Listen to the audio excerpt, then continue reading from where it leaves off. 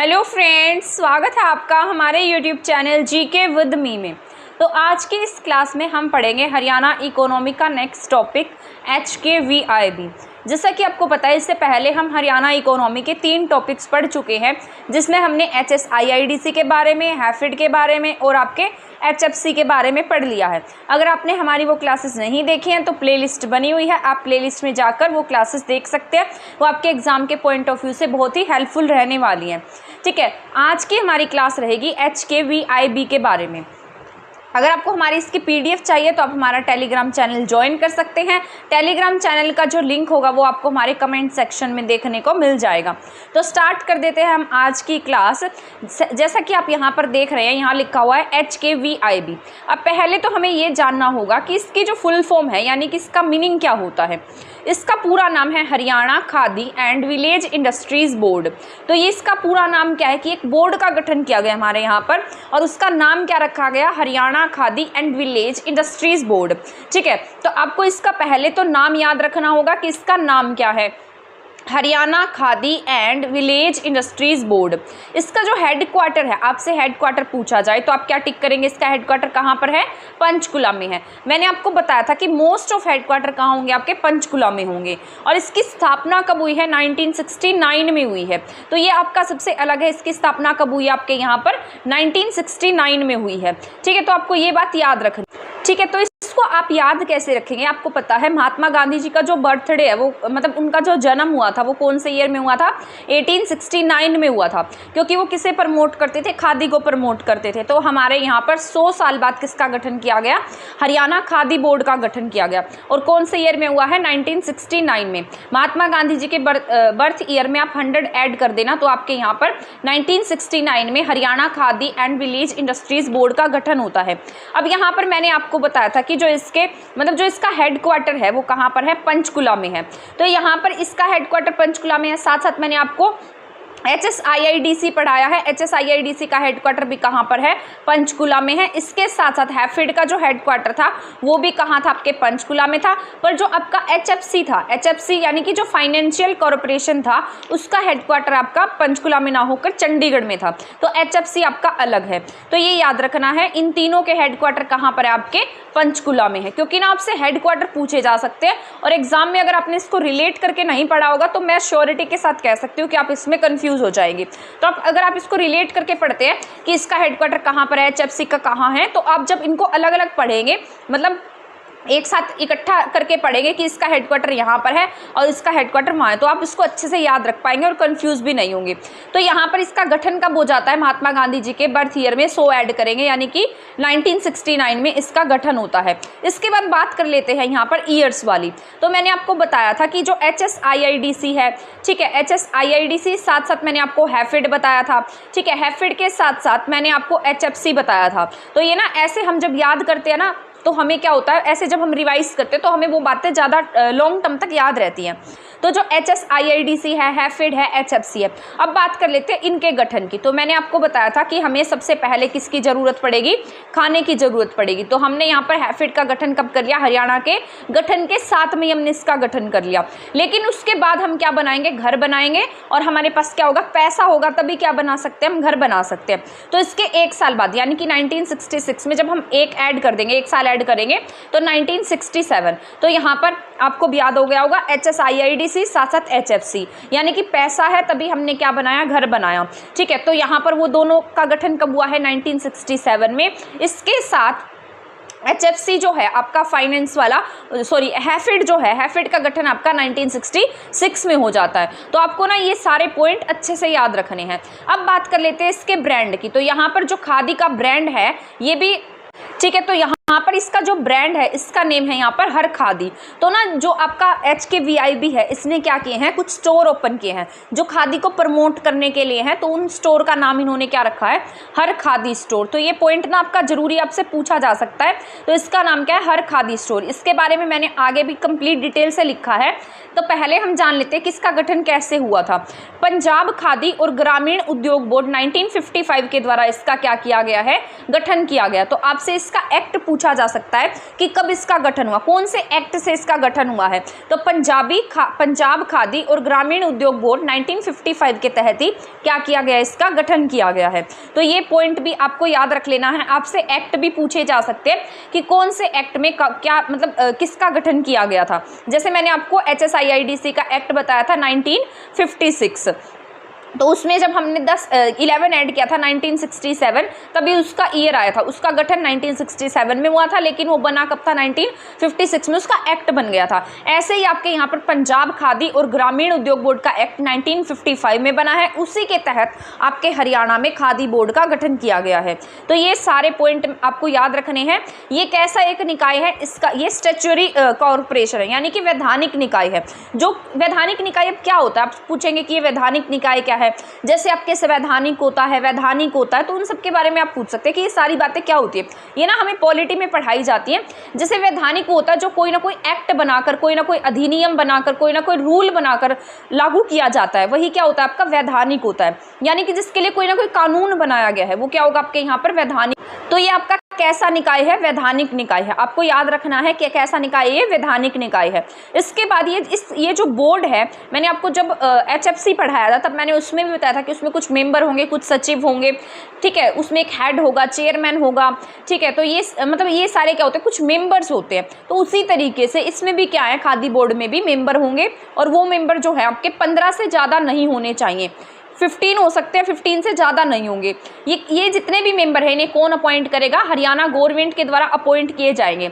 इसमें सचिव हो सकता है, संयुक्त सचिव हो सकता है, चेयरमैन हो सकते हैं, मुख्य कार्यकारी और अधिकारी हो सकते हैं, गैर अधिकारी सदस्य हो सकते हैं, ठीक है। तो इसमें ये सभी क्या हो सकते हैं, सदस्य शामिल हो सकते हैं। जैसे सचिव है, संयुक्त सचिव है, चेयरमैन है, मुख्य कार्यकारी और कुछ अधिकारी हैं, कुछ गैर अधिकारी सदस्य इसमें शामिल हो सकते हैं। और ये सदस्य कितने होंगे, 15 होंगे, 15 से ज़्यादा इसमें शामिल नहीं हो सकते हैं। इसके बाद 3 मंथ्स में, यानी कि इसकी जो मीटिंग है, ऐसा इसमें लिखा गया है कि इसकी जो मीटिंग है, इसके जो मेंबर्स हैं, उनकी मीटिंग कब होनी चाहिए, 3 मंथ्स में एक बार इनकी मीटिंग हो जानी चाहिए। यानी कि 3 मंथ में एक मीटिंग क्या है, इनकी जरूरी है। अब इसका गठन क्यों किया गया, इसका उद्देश्य क्या था। जो राज्य है, राज्य में ग्रामीण और खादी व ग्रामीण उद्योगों का क्या करना है, यहाँ पर विकास करना है। इसीलिए क्या किया गया, हमारे यहाँ पर खादी बोर्ड का गठन किया गया। हरियाणा में स्वदेशी उत्पाद, अब ये इंपॉर्टेंट है, ये पॉइंट ना बहुत जरूरी है जो मैं आपको। तो यहाँ पर क्या स्टोर मतलब, तो इन्होंने एक पहल शुरू की जिसे नाम दिया गया हर खादी स्टोर। तो इन्होंने अपने जो प्रोडक्ट है उनको बढ़ावा देने के लिए क्या शुरू किया, मतलब हरियाणा में स्वदेशी यानी कि अपने देश के जो उत्पाद हैं उनको बढ़ावा देने के लिए हर खादी स्टोर खोले। तो आपसे पूछा जाए हर खादी स्टोर किसके द्वारा खोले गए हैं, तो हरियाणा खादी बोर्ड के द्वारा इनका गठन किया गया है। सॉरी तो इसका किसके तहत खोले गए हैं, स्वदेशी प्रोडक्ट है, यानी कि खुद के हाथों से बने हुए प्रोडक्ट है, खुद के देश के प्रोडक्ट है, और इनको प्रमोट करने के लिए, इनको बढ़ावा देने के लिए क्या खोले गए हैं, हर खादी स्टोर खोले गए हैं। हैफेड, अब यहाँ पर एक सवाल आता है कि इसमें ना किसने सहयोग किया था, या फिर खादी मित्र पूछा जा सकता है कि इसके साथ में खादी मित्र कौन है। तो हैफेड जो है वो क्या है, इसका खादी मित्र है। हैफेड के योगदान से HKVIB ने क्या किया है, यह काम किया है, ठीक है। तो आपको याद रखना है किसके तहत, किसकी सहायता से इन्होंने ये हर खादी स्टोर खोले हैं, हैफेड।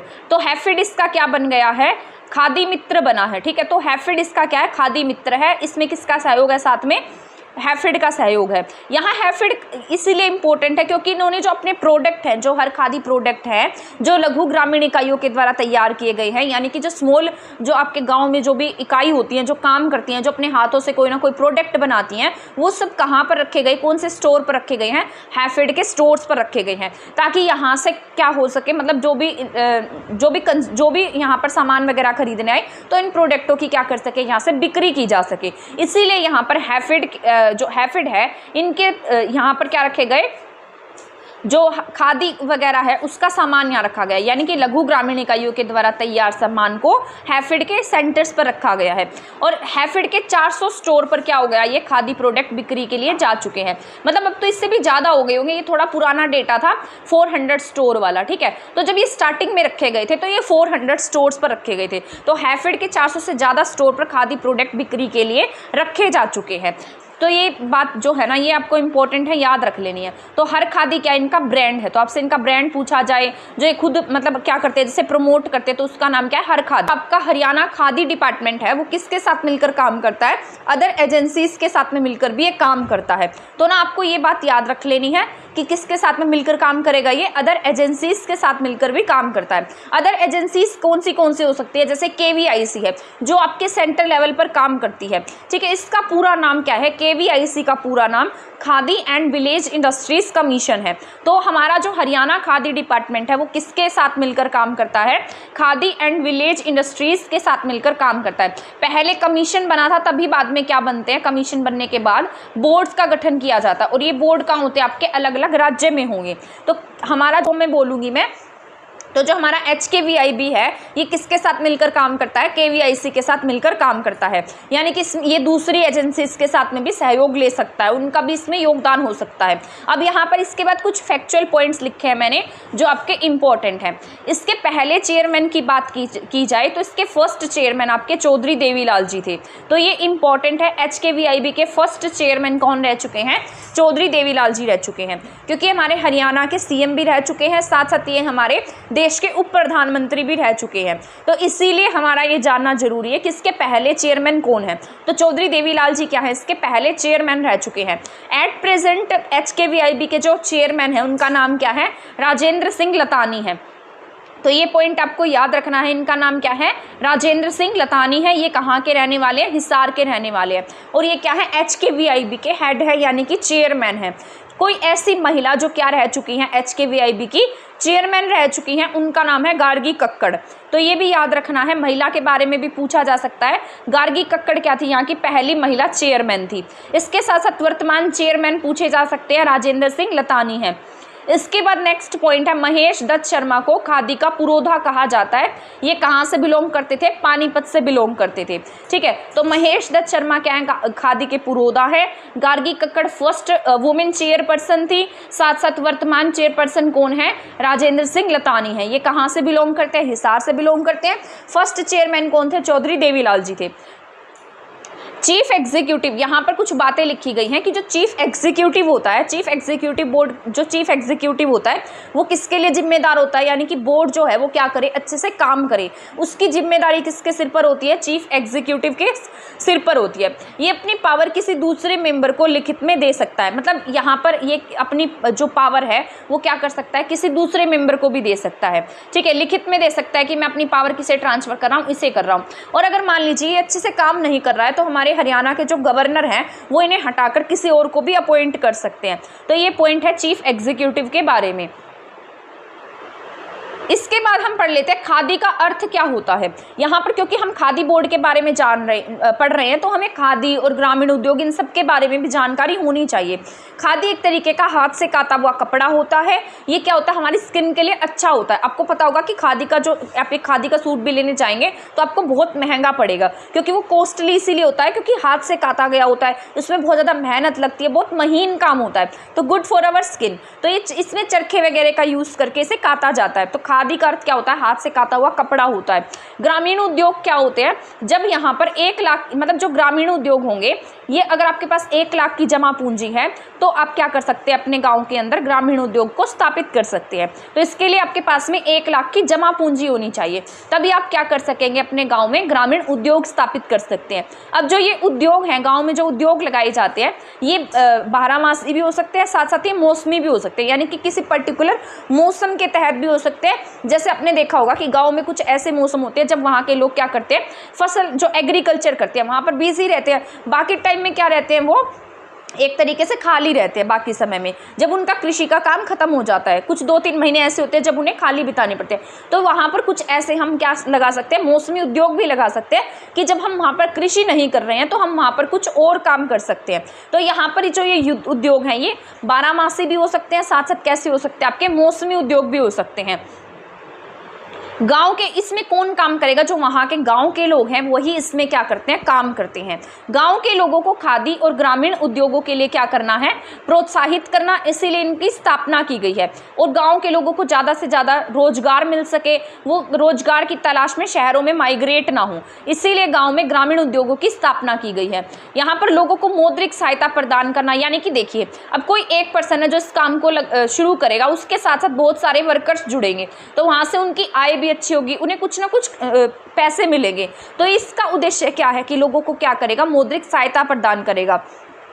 सहकारी समितियों की स्थापना करता है और खादी से बना जो सामान है उसको क्या करता है, प्रमोट करता है, उसको बेचने के लिए एक बाजार उपलब्ध करवाता है। तो ये सारे क्या इसके कार्य है। इसके बाद है खादी बोर्ड के रोल क्या है, मतलब यहाँ पर इसको लेकर और क्या क्या काम किए गए। तो इसके लिए कुछ ना कुछ योजनाएं लाई गई हैं, कुछ स्कीम्स लाई गई हैं जो खादी से रिलेटेड है। जैसे ब्याज अनुदान योजना है, ये इंपॉर्टेंट है। जितनी योजनाएं मैं आपको बता रही हूँ ये सारी इंपॉर्टेंट है। मैं आपको बता देती हूँ कि ये जो सिलेबस है ना, ये KUK की बीकॉम की बुक में दिया गया है, पता नहीं सेकंड ईयर या थर्ड ईयर की बुक में है। तो एनवायरनमेंट बिजनेस ऑफ हरियाणा के नाम से वो बुक है। अगर किसी के पास हो या किसी नॉन के पास हो तो आप उसे ले सकते हैं। वहाँ पर ये सभी टॉपिक्स बहुत अच्छे से एक्सप्लेन किए गए हैं। मुझे ये बुक अभी तक मिली नहीं है, मैंने पूछी हुई है किसी से, बट अगर मुझे मिल जाती है तो उस बुक में से आपको मैं जितने टॉपिक मैंने आपको यहाँ पर कराए हैं वो सारे बुक में से भी रीड करा दूंगी, अगर मेरे को वो बुक मिल जाती है तो। ठीक है, यहाँ पर है रोल ऑफ खादी बोर्ड। तो इसके लिए एक योजना लाई गई थी जिसका नाम था ब्याज अनुदान योजना। वैसे तो मैंने पूरी कोशिश की है कि मैं इनमें आपको जो एग्जाम के पॉइंट ऑफ व्यू से जरूरी है वो सारे पॉइंट्स इन क्लासेस में प्रोवाइड करा सकूँ, बट फिर भी अगर उस बुक को पढ़ने के बाद मुझे ऐसा लगेगा कि उसमें से कुछ पॉइंट रहते हैं तो मैं आपको उसमें से भी करा दूंगी। ब्याज अनुदान योजना कब लाई गई? 1 अप्रैल 1987 में आई थी। ग्रामीण उद्योग लगाने के लिए लोन पर 4% हरियाणा खादी व बोर्ड देगा, यानी कि इस पे ना आप कोई भी उद्योग धंधा लगा रहे हैं उसके लिए लोन ले रहे हैं तो उसकी 4% की राशि कौन भरेगा? यहाँ पर हरियाणा खादी बोर्ड भरेगा, आपका HKVIB भरेगा। ठीक है, ग्रामीण उद्योग लगाने के लिए। तो 4% लोन की बात कौन करता है? हमारा HKVIB करता है। इसके साथ साथ बाकी का जो भुगतान है, ब्याज भुगतान है, वो किसे करनी होगी? उस मालिक को करनी होगी जो वहां पर ग्रामीण उद्योग स्थापित कर रहा है। तो ये ब्याज अनुदान योजना है जिसमें कुछ कंट्रीब्यूशन किसका होगा? HKVIB का होगा, और वो कितना होगा? 4% होगा। कब लाई गई है? 1987 में लाई गई है। इसके बाद नेक्स्ट है मार्केट डेवलपमेंट असिस्टेंस। अब इसका क्या मतलब होता है, ये कब लागू की गई है? 1 अप्रैल 2010 को मार्केट डेवलपमेंट असिस्टेंस लागू की गई। ये खादी इंडस्ट्रीज कमीशन के द्वारा चालू की गई थी। किसके द्वारा चालू? आपसे पूछा जा सकता है मार्केट डेवलपमेंट असिस्टेंस किसके द्वारा चालू की गई है? खादी इंडस्ट्रीज कमीशन के द्वारा चालू की गई है। हरियाणा में, मतलब ये सेंटर में लागू की गई है, ये खादी इंडस्ट्रीज कमीशन के द्वारा। हरियाणा में किसके द्वारा लागू की गई है? HKVIB के द्वारा। इस योजना के तहत खादी का उत्पादन करने पर क्या होता है? यहाँ 20% की वित्तीय सहायता उपलब्ध कराई जाती है। तो HKVIB के तहत यहाँ पर कितनी सहायता मिलती है? 20% सहायता मिलती है। ठीक है, और जो ऊपर हमने स्कीम पढ़ी थी उसमें आपको 4% जो अनुदान राशि है, अनुदान योजना थी, 4% कौन हमारा पे करेगा? HKVIB पे करेगा। यहाँ पर 20% की क्या दी जाएगी? वित्तीय सहायता दी जाएगी। इसके बाद है आपका मोस्ट इंपॉर्टेंट, तो हमने यहाँ पर 2 स्कीम्स पढ़ लिया, ब्याज अनुदान योजना, साथ मार्केट डेवलपमेंट असिस्टेंस। प्रधानमंत्री रोजगार सृजन कार्यक्रम, ये भी इंपॉर्टेंट है आपका। ये योजना खादी और ग्राम उद्योग कमीशन के द्वारा 1996 में शुरू की गई थी। ठीक है, कब शुरू की गई है? 1996 में शुरू की गई है। खादी और ग्राम उद्योग कमीशन के द्वारा 1996 में इसको क्या किया गया? शुरू किया गया। इसका नाम क्या है? प्रधानमंत्री रोजगार सृजन कार्यक्रम। इसके बाद यहाँ है ग्रामीण क्षेत्रों में रोजगार सृजन के लिए 25 लाख तक का क्या दिया जा सकता है? लोन दिया जा सकता है। तो यहाँ पर ये बात याद रखनी है, ग्रामीण क्षेत्र में अगर आप रोजगार लगा रहे हैं, रोजगार सृजन के लिए कुछ काम कर रहे हैं, तो आप 25 लाख तक का क्या मिल सकता है? आपको लोन मिल सकता है।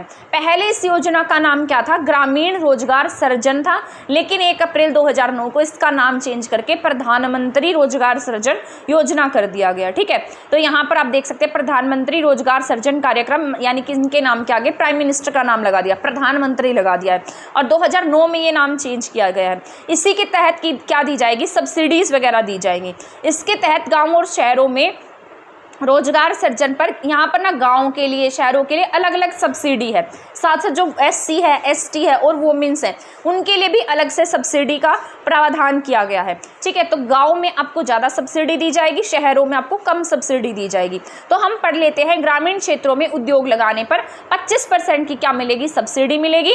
शहरों में अगर उद्योग धंधे स्थापित कर रहे हैं तो वहाँ पर 15% की सब्सिडी मिलती है। तो गाँव में आपको 25%, शहरों में 10 कम यानी कि 15%, गाँव में 25, शहरों में 15। अब आगे बात करेंगे हम SC, ST और वुमेन्स की, उनको हम एक्स्ट्रा प्रॉफिट देते हैं। यहाँ पर इनके क्षेत्र में यानी कि ग्रामीण क्षेत्र में अगर इन तीनों में से कोई भी ग्रामीण क्षेत्र में अपना जो भी उद्योग धंधे ग्रामीण स्तर पर जो अपना इंडस्ट्रीज़ वगैरह स्थापित करना चाहता है, छोटे स्तर पर काम करना चाहता है, तो उन्हें 35% की सब्सिडी दी जाएगी। वहाँ पर नॉर्मल जो थे उन्हें 25% की सब्सिडी मिल रही थी ग्रामीण क्षेत्र में। यहाँ पर ग्रामीण क्षेत्र में कितनी मिल रही है, 35% मिल रही है। और यहाँ शहरी क्षेत्र में अगर इन तीनों में से कोई भी उद्योग स्थापित करता है तो उन्हें 25% की क्या मिलती है, सब्सिडी मिलती है। और आपको पता होगा कि जो भी इन उद्योग धंधों को प्रमोट करता है यानी कि अच्छा काम करता है तो उनको प्रोत्साहन के लिए अवार्ड्स भी दिए जाते हैं। तो ये अवार्ड राष्ट्रीय स्तर पर भी हो सकते हैं और साथ साथ आपके हरियाणा के स्तर पर भी हो सकते हैं। राष्ट्रीय स्तर पर खादी के उत्पादन में पहले 50,000 मतलब जो फर्स्ट नंबर पे आएगा उसे 50,000 की राशि मिलेगी, जो सेकंड स्थान पर आएगा उसे 25,000 की राशि दी जाएगी। तो ये आपके राष्ट्रीय स्तर की बात हो रही है। राष्ट्रीय स्तर पर खादी के उत्पादन में पहले नंबर पर आने वाले को 50,000, सेकेंड स्थान पर आने वाले को 25,000 की राशि मिलने वाली है। हरियाणा में जो फर्स्ट, अब यहाँ पर बात कर लेते हैं हम हरियाणा में कितनी राशि दी जाती है। हरियाणा में जो फर्स्ट स्थान पर आता है उसे 10,000 की राशि और जो सेकंड स्थान पर आता है उसे 5,000 की राशि दी जाती है। तो ये पॉइंट ना आपको याद रखने हैं। इसके बाद है वर्क शेड असिस्टेंट स्कीम, यानी कि शेड वगैरह बनाने के लिए ये प्रोत्साहन राशि दी जाती है। कई बार आपने देखा होगा कि शेड वगैरह लगाकर वहाँ पर क्या स्थापित किए जाते हैं, उद्योग धंधे स्थापित किए जाते हैं। तो वहाँ पर ये कितने दिनों तक के लिए होगा, ये शेड जो लगाया जाएगा इसलिए लगाया जाएगा कि वहाँ पर जो रहने वाले लोग हैं वो 100 दिन तक क्या कर सकें, वहाँ पर काम कर सकें। तो शेड बनाने के लिए इन्हें क्या मिलती है, कुछ प्रोत्साहन राशि मिलती है, सब्सिडीज़ वगैरह मिलती हैं। तो 20 मीटर पर स्क्वायर पर शेड लगाने के लिए यहाँ पर 60,000 रुपये की लागत राशि की 75% क्या दी जाती है, सब्सिडी दी जाती है। तो यहाँ पर बस आपको याद रखना है, शेड लगाने के लिए क्या दी जाएगी, वर्क शेड असिस्टेंट स्कीम में प्रोत्साहन राशि दी जाती है और सब्सिडी मिलेगी 75%। यहाँ पर खादी और ग्राम उद्योगों द्वारा उत्पादित जैसे प्रोडक्ट, यहाँ पर अब ये जो खादी और ग्राम उद्योग कुछ प्रोडक्ट्स बनाता है जिसमें से हनी है, अगरबत्ती है, साबुन है, मिट्टी के बर्तन है, पोट्रीज वगैरह है। तो इस तरीके के जो सामान है वो आपके खादी और ग्राम उद्योग बोर्ड द्वारा मतलब प्रोत्साहित किए जाते हैं, बनाए जाते हैं। इसके जैसे मैच बॉक्स वगैरह है, तो इन्हें क्या किया जाता है, यहाँ उत्पादित प्रोडक्ट खादी और ग्राम उद्योग द्वारा उत्पादित ये कुछ आपके प्रोडक्ट्स हैं। इसके बाद है प्रॉब्लम्स इन ग्रोथ। अब यहाँ पर जो खादी एंड विलेज इंडस्ट्रीज़ है हरियाणा में, उसमें क्या क्या यहाँ पर प्रॉब्लम्स आ रही हैं, किस किस चीज़ की कमी है, तो इन सब के बारे में भी हम जान लेते हैं। यहाँ जैसे शॉर्टेज ऑफ पावर, किसकी कमी है, पावर, लाइट नहीं होती है, कई बार बिजली की कट हो जाता है जिससे वो लोग जो है वहाँ पर काम नहीं कर पाते हैं। कई बार उतनी राशि प्रोवाइड नहीं हो पाती है जितनी कि उन्हें नीड होती है, तो फाइनेंस की कमी है। जो उनके पास टेक्नोलॉजी है वो कैसी है, आउटडेटेड है, यानी कि बहुत पुरानी है। इसके बाद competition with large scale industries, जो ये छोटे उद्योग धंधे स्थापित करते हैं इनका कंपटीशन किसके साथ में हो जाता है, लार्ज स्केल इंडस्ट्रीज़ के साथ में हो जाता है। यहाँ पर काम करने वाले लोगों में स्किल सेंटर मतलब यहाँ पर कौशल विकास सेंटर की कमी है। ठीक है, तो स्किल जो डेवलपमेंट सेंटर्स होते हैं यहाँ पर क्या उनकी कमी है। यहाँ साथ साथ इन लोगों को मार्केटिंग वगैरह का इतना पता नहीं होता है, तो यहाँ मार्केटिंग में प्रॉब्लम होती है। जैसे इनके प्रोडक्ट होते हैं तो ये सीधे ऐसे ही बेच देते हैं, उन पर कोई छपाई वगैरह नहीं होती, तो इस प्रकार से इन्हें मार्केटिंग में प्रॉब्लम आती है। तो ये कुछ प्रॉब्लम है आपके HKVIB में, यहाँ इन लोगों में। ठीक है, प्रॉब्लम्स मतलब खादी इंडस्ट्रीज बोर्ड के ग्रोथ में कुछ प्रॉब्लम्स हैं। इसके बाद है अचीवमेंट ऑफ HKVIB। अब जो HKVIB है उसकी क्या अचीवमेंट है, इसकी अचीवमेंट ये है कि यहाँ पर जो कम कैपिटल है उसमें भी क्या कर सकते हैं, हम काम शुरू कर सकते हैं। लेस कैपिटल होने के बाद भी इसमें काम किया जा सकता है। यहाँ पर जो लोग काम की तलाश में गांव से शहरों में जाते हैं तो उनके माइग्रेशन को रोका जा सकता है, गांव में ही उन्हें रोजगार दिया जा सकता है। HKVIC खादी। अब यहाँ पर बस इतने पॉइंट हैं जो आपके खत्म हो चुके हैं। अब यहाँ पर मैंने लिखा है KVIC के बारे में, HKVIC के बारे में, हरियाणा वाले के बारे में तो हम पढ़ चुके हैं। अब ये मैंने कुछ सेंटर के पॉइंट लिखे हैं। आयोग के बारे में लिखा है हमने, अभी यहाँ HKVIB बोर्ड के बारे में पढ़ा था ऊपर। तो KVIC जो है इसका गठन कब होता है? 1 अप्रैल 1957 को होता है। हमारे यहाँ पर कब बनता है बोर्ड? 1969 में बनता है। इसके लिए एक्ट कब आता है? 1956 में आता है। ये कैसी बॉडी है? वैधानिक निकाय है, ये सारा मैं बता चुकी हूँ आपको। इसका हेडक्वार्टर कहाँ पर है? आपके मुंबई में है। तो KVIB का हेडक्वार्टर, KVIC का हेडक्वार्टर कहाँ पर है? मुंबई में है। हमारे वाले का हेडक्वार्टर कहाँ पड़ा है? अपने पंचकुला में। HKVIB का हेडक्वार्टर हमने कहाँ पढ़ा? पंचकुला में पड़ा है। इसके बाद है खादी उत्पादों की बिक्री पर छूट। ठीक है, इसकी शुरुआत क्या है? 20 अक्टूबर से की गई, 2 अक्टूबर से की गई थी, 108 दिनों तक चली थी ये। तो वहाँ पर खादी के जो प्रोडक्ट्स थे उन पर कुछ छूट वगैरह का प्रावधान किया गया था। तो 2 अक्टूबर से 108 डेज तक यहाँ पर इन्हें छूट दी गई थी। इसके बाद अलग से योजना है जिसका नाम है SFURTI, स्फूर्ति योजना। यहाँ पर क्या है, जो भी उद्योग धंधे हैं जो घाटे में चल रहे हैं उनको उभारने के लिए इस योजना को शुरू किया गया था। इसका पूरा नाम क्या है? स्कीम ऑफ फंड फॉर, यहाँ पर लिखा है scheme of fund for regeneration of traditional industries. तो ये स्फूर्ति का नाम है।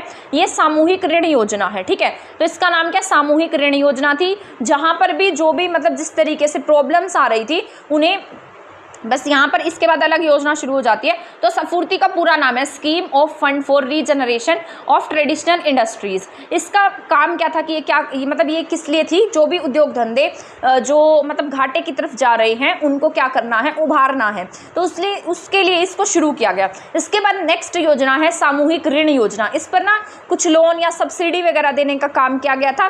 1995 से लेकर 2002 तक ये स्कीम चली थी आपके।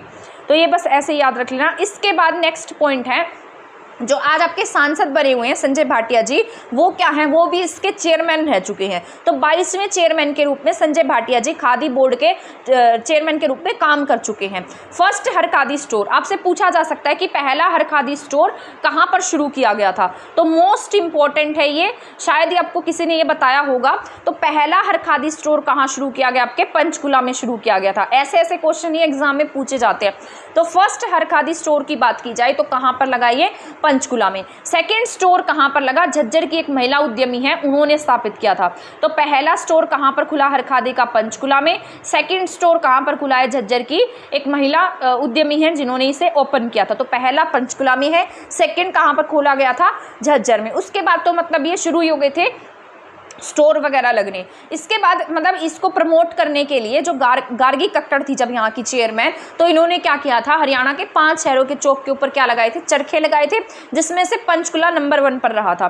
ठीक है, तो बस यही याद रखना है आपको। चरखे वगैरह में भी मतलब इन्होंने क्या लगाए हैं? चरखे वगैरह भी लगाए। हर खादी स्टोर सबसे पहला पंचकुला में खोला गया है। गार्गी कक्कड़ के समय में चरखे वगैरह जो भी चौक वगैरह होता है वहाँ पर चरखे स्थापित किए गए हैं। इसके बाद है ईज ऑफ डूइंग बिजनेस के तहत जहाँ उद्यमियों को बेहतर, यहाँ पर ईज ऑफ डूइंग बिजनेस है, जहाँ उद्यमियों को बेहतर माहौल मिला, वहीं पर हमारे यहाँ निवेश के मामले में प्रदेश 14वें स्थान से कितने स्थान पर आ गया? यहाँ 14वें से 3rd स्थान पर पहुंच गया था। ठीक है, तो यहाँ 3rd स्थान पर आ गए थे हम, 14 से 3rd स्थान पर। तो ईज ऑफ डूइंग बिजनेस में हम 14 से कौन से नंबर पर आ गए? 3rd नंबर पर। इसके बाद यहाँ पर उत्तर भारत में, पूरे नॉर्थ इंडिया में हम पहले स्थान पर रहे थे। कौशल विकास के क्षेत्र में हरियाणा 13 से 1st नंबर पर पहुँच गया। तो ये याद रखना है, स्किल डेवलपमेंट के एरिया में हरियाणा पहले 13 स्थान पर था, अब 1st स्थान पर पहुँच गया। उत्तर भारत में हम 1st स्थान पर थे। ईज ऑफ डूइंग बिजनेस में हम 14 से 3rd स्थान पर आ गए। इसके बाद है भारत भर में हरियाणवी कारीगरों के हथकरघा और हस्तशिल्प उत्पादों के विकास, बिक्री के लिए 1976 में हरियाणा राज्य हथकरघा और हस्तशिल्प निगम की स्थापना भी की गई है। तो ये पॉइंट आपको याद रख लेना है। जो हमारे हस्तशिल्प प्रोडक्ट है, बिक्री वगैरह है, उनके लिए 1976 में हरियाणा राज्य हथकरघा और हस्तशिल्प निगम की क्या की गई? स्थापना की गई। कब? 1976 में इसकी स्थापना की गई। इसके बाद नेक्स्ट पॉइंट है भिवानी में 10 सामूहिक, यहाँ पर आपसे पूछा जा सकता है कि सामूहिक बुनाई केंद्र कितने हैं और कहाँ स्थापित किए गए हैं। तो ये आपके भिवानी में 10 सामूहिक केंद्र स्थापित किए गए हैं। इसके साथ साथ 7 कालीन प्रशिक्षण सेंटर भी हैं। जो कालीन वगैरह होते हैं, चटाइयाँ वगैरह टाइप के होते हैं, तो यहाँ पर भिवानी में 7 ऐसे ट्रेनिंग सेंटर स्थापित किए गए हैं। तो ये थी आपकी आज की क्लास HKVIB। तो आई होप आपको ये समझ में आ गई होगी अच्छे से। ठीक है, इसको एक बार रीड कर लेना, और अगर आपको इसका PDF चाहिए तो आप हमारा चैनल भी टेलीग्राम चैनल भी ज्वाइन कर सकते हैं। तो आज की क्लास मैंने आपको ये अच्छे से एक्सप्लेन कर दिया है, एक बार रीड करोगे तो इसको और भी अच्छे से आप याद कर सकते हो। ठीक है, तो मिलते हैं हमारी नेक्स्ट क्लास में। इससे नेक्स्ट क्लास जो होगी ना, उसमें मैं आपको मार्च का करंट अफेयर कंप्लीट करा दूंगी। ठीक है, मार्च का करंट अफेयर देखने को मिलेगा, क्योंकि मार्च का करंट अफेयर थोड़ा एक्स्ट्रा हो गया है, तो इतना सारा मार्च अप्रैल का दोनों का एक क्लास में कराना पॉसिबल नहीं है। अगर मैं दोनों का कराती हूँ तो वो क्लास बहुत ज़्यादा लेंथी हो जाएगी। तो मैंने सोचा है कि पहले मैं आपको कल मार्च का करंट अफेयर करा दूंगी, उसके बाद मैं आपको अप्रैल का करंट अफेयर करा दूंगी। ठीक है, तो यहाँ पर इस तरीके से आपका करंट अफेयर भी कंप्लीट हो जाएगा। तो नेक्स्ट वीडियो बनाऊंगी मैं आपको, मतलब कल आपको एक क्लास देखने को मिल जाएगी जिसमें आपको मार्च का करंट अफेयर देखने को मिलेगा। PDF चाहिए तो टेलीग्राम चैनल ज्वाइन कर लेना, टेलीग्राम चैनल का लिंक आपको हमारे डिस्क्रिप्शन बॉक्स में मिल जाएगा। तब तक आप हमारे चैनल के साथ बने रहें, चैनल को सब्सक्राइब करते रहें और वीडियो को शेयर करते रहें। थैंक यू, धन्यवाद।